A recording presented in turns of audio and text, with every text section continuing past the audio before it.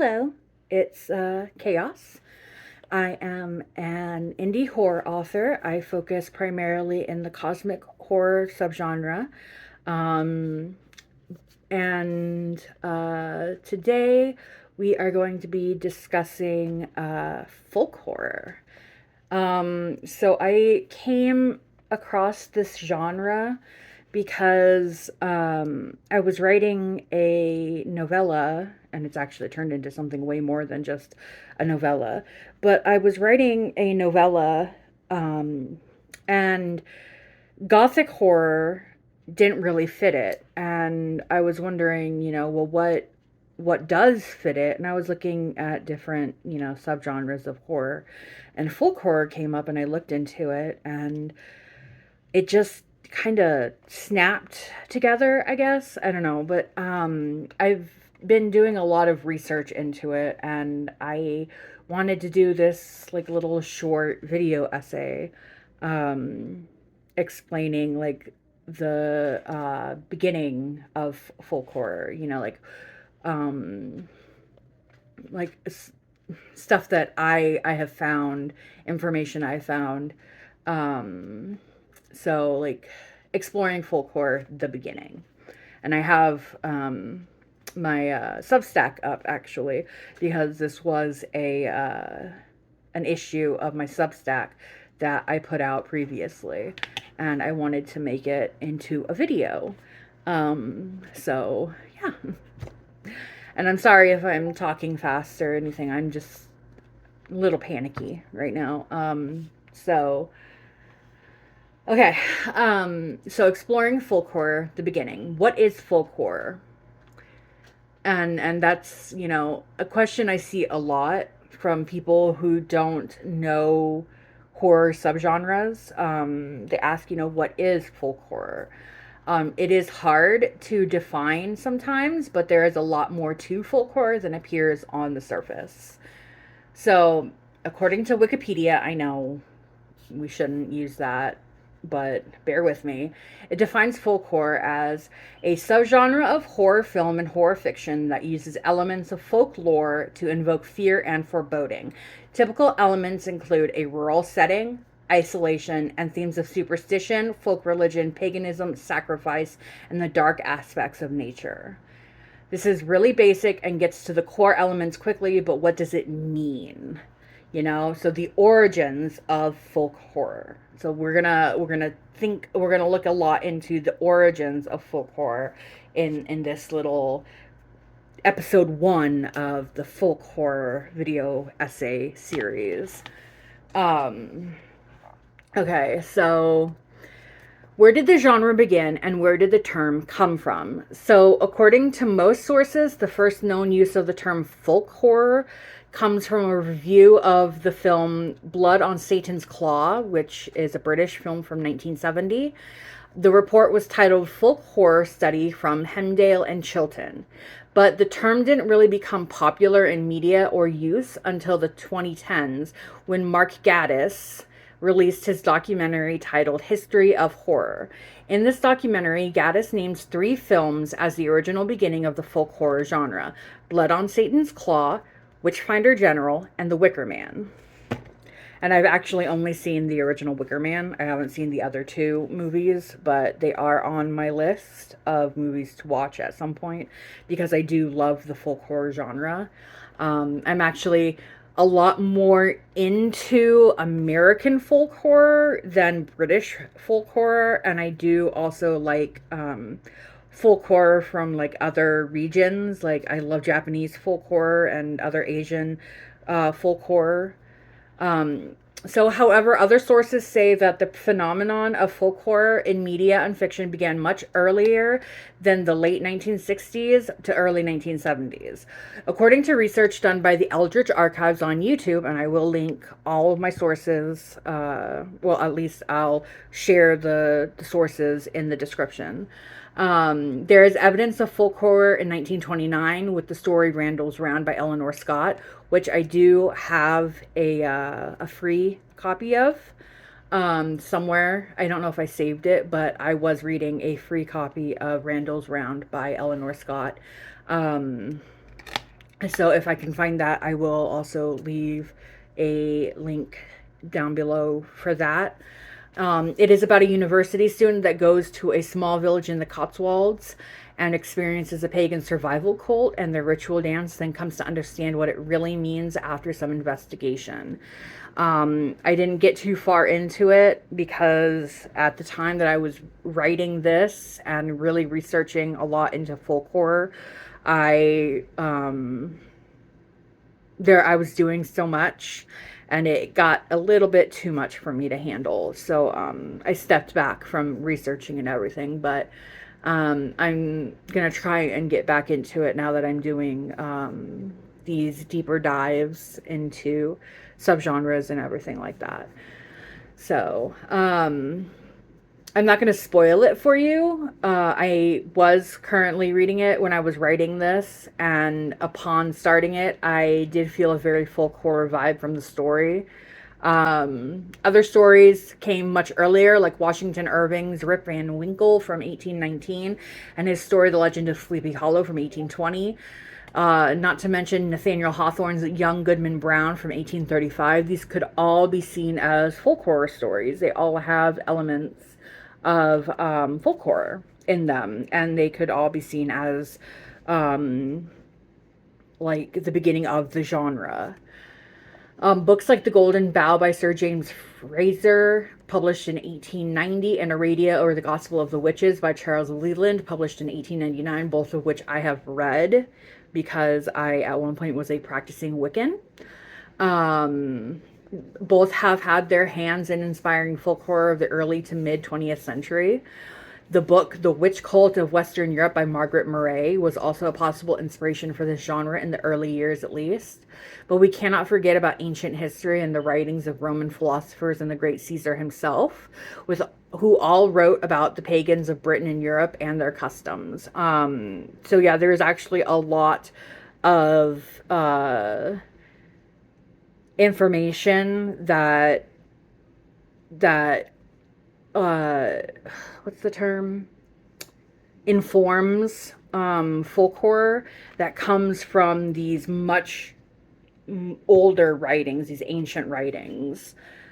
These have served as invaluable guides to understanding certain practices. And finally, of course, the records of the folk religions of Europe and Britain, where pagan customs were melded in with Christian and Catholic beliefs. That is the number one top tier where we get information for where folk horror comes from, is from the actual folk customs that people follow even now. So you'll notice that a lot of work cited in sources discussing folk horror are rooted in British traditions and landscapes. However, there are thriving folk horror movements in many countries, not excluding the US. The book Harvest Home by Thomas Tryon, published in 1973, takes place in a small Connecticut town. This book is considered by many to be a major piece of folk horror history in the US, and you can actually watch the series, the filmed series on YouTube for free. So I highly suggest that you check that out. I have watched it. It is unsettling. Really well done. The acting is great. It is just, just thinking about it's giving me like goosebumps. Oh my gosh, it's spooky. It is really spooky. So finally, I want to mention the use of fairy tales and folklore in the folk horror, because obviously these two things have been massively influential on the genre. So Revenant Journal says, at the most basic level, folk horror is rooted in the dark folk tale, in communal stories of monsters, ghosts, violence, and sacrifice that occupy the threshold between history and fiction. The function of folklore in folk horror texts is complex, but it is nonetheless critical to the task of defining folk horror. So if you want to write folk horror, one of the things that you have to think about first is folklore. Are you using already defined folklore, like stuff from our world, or are you creating folklore from scratch? And I actually read a book, I ARC read a book called Insatiable Hunger. And it had a lot of folk horror elements to it. It had folklore in it, it had spooky ghost stories, it had isolation, it had a town with cult like behavior, it had, you know, newcomers to the town. It it's a great book, and it definitely has a folk horror feel to it. And it's called Insatiable Hunger by C. Hebert. It is currently out now. It is published, and I highly recommend that if you're into folk horror, you give it a try. Check trigger warnings and content warnings. Obviously, you know, do your due diligence to make sure that you're safe while reading. Revenant Journal also says folk horror does not just accept folklore as a carrier of the past, however, but actively creates it as such. Indeed, some folk horror texts not only themselves serve as folkloristic practice, but also represent an ongoing practice of folklorism within the diegesis. I don't know how to pronounce that word. My bad. I'm sorry. So, in folk horror, the use of fairy tales and folklore serves several purposes. One is cultural resonance, when stories are deeply rooted in cultural consciousness and tap into our primal fears and societal taboos. Two, narrative depth. Stories provide a rich narrative framework which can be then used to explore more complex themes. And finally, atmospheric tension. Inherent mystery and eeriness of folk tales contribute to the unsettling atmosphere that is central to the horror experience. Overall, fairy tales and folklore are integral to folk horror, providing a unique way to explore the human psyche, societal norms, and the fear of the unknown through the lens of traditional stories and beliefs. So in the book that I was writing, the novella that has turned into something completely new in and of itself, it is called The Fallen Silk. I have created a folkloric creature, the spirit of the forest, and I have set an outsider to come in to a small isolated town.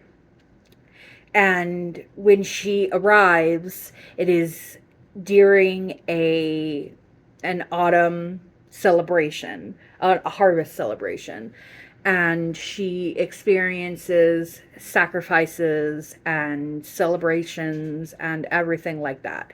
So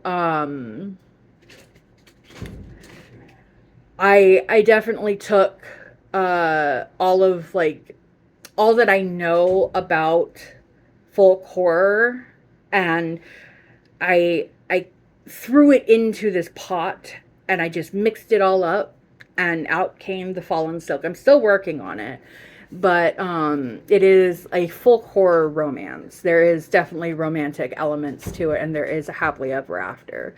So it does fall into the romance, you know, subcategory. So that's it for this part. In the next part of this exploration I'm doing, I'm going to look into the actual writings and books and practices I have mentioned here. I will also be diving into the folk horror chain, which outlines key elements of most folk horror. I'll be going into more detail about modern folk horror, including books and films, and I'll definitely be discussing the way paganism was integrated into Christian and Catholic beliefs, thus creating folk religions in some communities more in depth. So that's the plan. In summation, folk horror is older than most people believe it to be. It did not start in the 70s with the three movies mentioned above previously, with Blood on Satan's Claw, Witchfinder General, and The Wicker Man, though that is generally what we see as the start of the folk horror like, you know, thing. The concepts that run through those movies, the key elements that bind them together into the folk horror genre have existed for longer than those movies have existed. Folk horror creators use a variety of inspirational resources, including ancient philosophical texts. I've had so much fun researching the topics, and I can't wait to continue to gather more information on this genre by watching and reading more within it. I do hope that this was informational. I know I spoke really fast, and I'm really sorry about that. I do get kind of nervous, and I was just reading my notes and everything. So, yeah, thank you so much for joining me on this little video, this little excursion into folk horror, and I will see you in the next one. Peace.